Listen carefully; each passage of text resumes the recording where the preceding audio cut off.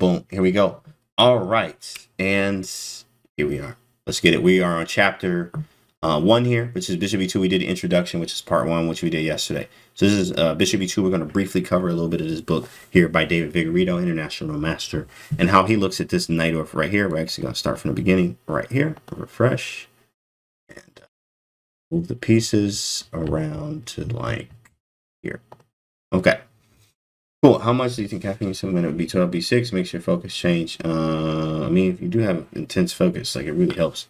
Like I use it every day for me, so it works.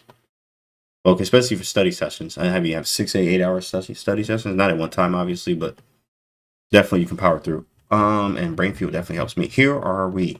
Here we are. Clap. Yeah, there we go. Clap. There we are. Yes. All Patrol. All right, I see you in the chat. Here we go, guys. This is part 2. We're going to cover the Knight F3 version, but we're first going to start with the moves. Looking at Bishop E2. What is Bishop E2? Well, let's check it out. E4, C5, Knight F3, D6, D4, takes. This is all theory. Knight F3, or Knight F6, Knight C3, A6, right? Najdorf, we already know this. Bishop E2, boom. Now, a lot of you guys don't even know what this move does. And you need to know what the moves do and understand. It's all about the understanding. Okay, so back to it. So with these this Bishop E2 one, so we left off right here. So Bishop E2 is the move that is that we're looking at today. We're gonna look at the Bishop E2 one and what we should do and why do they play Bishop E2? What is it? What is it? We'll probably have something like that stone reveal, but that's ways down for now.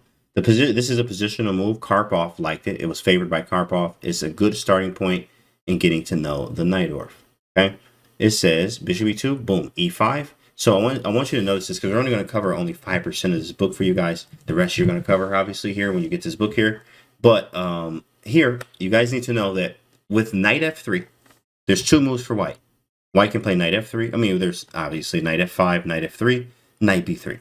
These are the moves he plays: Knight F5, F3, or B3. But on Knight F3 and B3, we're only going to look at F3 in this video.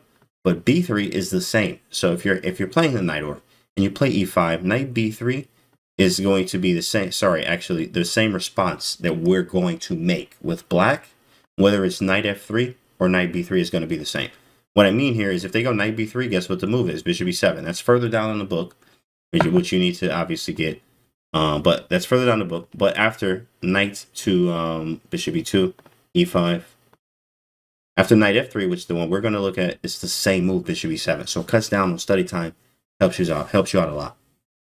I get through 4 books, and I'm mentioned. All right, okay, cool, no problem, V-Mouse. Yeah. So after E5, I have always, he says he's liked this a lot. He's liked the E5 version. That's what he's saying. That's what he's saying. And then he says, there was something I wanted to read here. Okay, with the text move, Black fixes the pawn structure. So take a look at the pawn structure to some degree. But his position is still flexible enough, and various transformations can occur. So things can still happen. Developing an understanding of these structures will allow Black to face other lines in the Najdorf with greater confidence. That's fire. That's fire. Okay, so we're going to look at the Knight F3 one. Knight F3. Scroll down. Here we are. Knight F3. Knight F3. All right. Knight F3. Yep. Yeah, you always get it. Every day. Every day. Be miles. Okay, Knight F3. Najdorf with 1F. Motivator mark with 1F.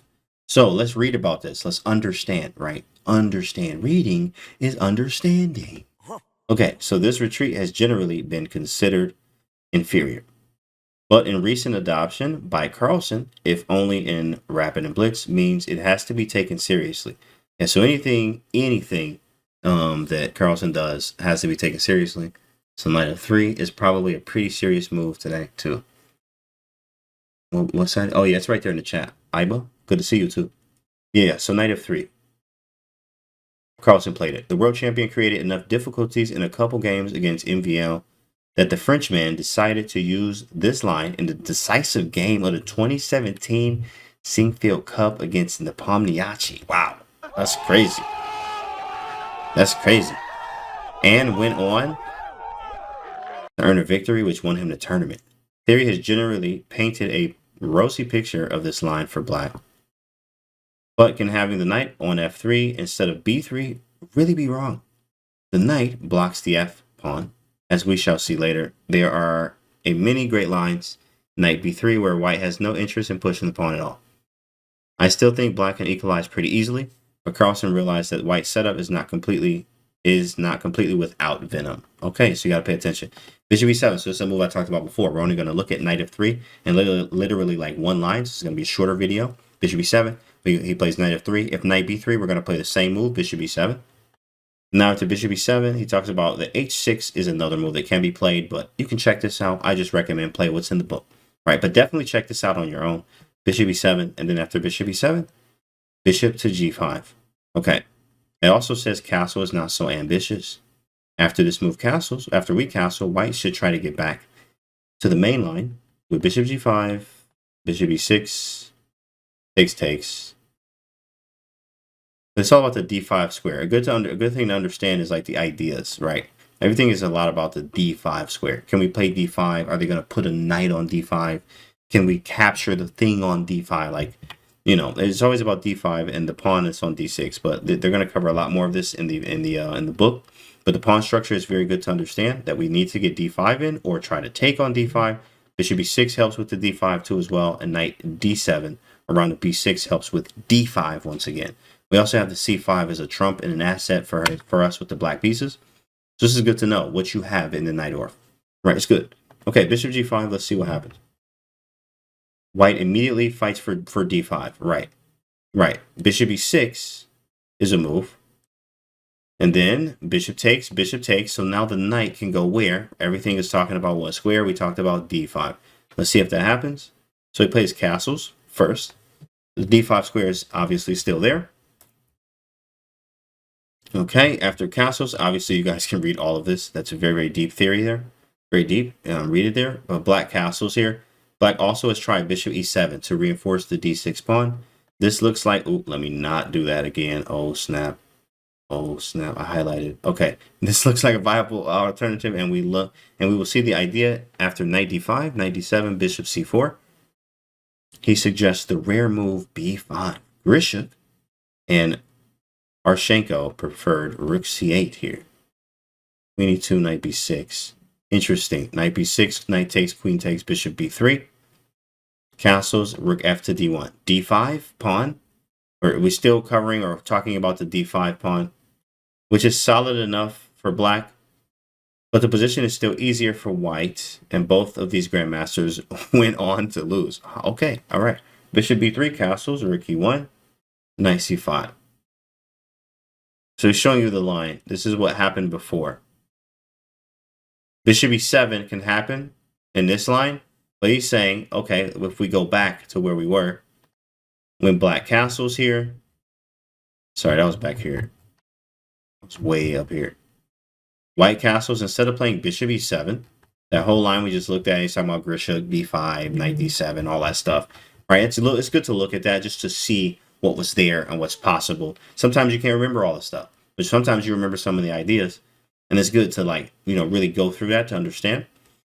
The subtext is very important. So black castles, okay, black castles, knight d5, there it is. Now the knight is on d5. The Najdorf is a lot about this knight on d5, or the d5 square just itself. Especially if you play the e5 lines, you can play the Scheveningen types, where Gary Kasparov used to play with e6.